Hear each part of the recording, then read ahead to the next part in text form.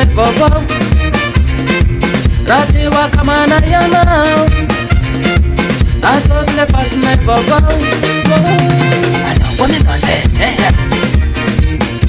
on le sait, il est dans un tout le monde il est dans un en avant en arrière à gauche à droite c'est ça les danses Toto Cafoué. Atofia Toto Cafora mai naremo On y va.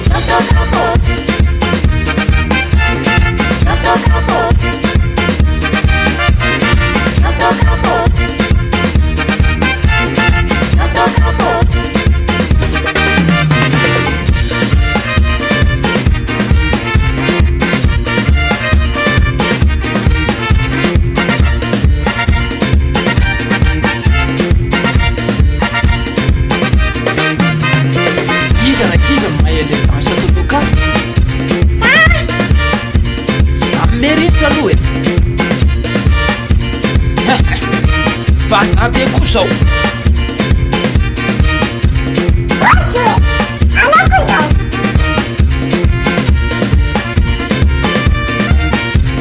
Tena original la dansa Toto Cafrakizy de ohatsan'izao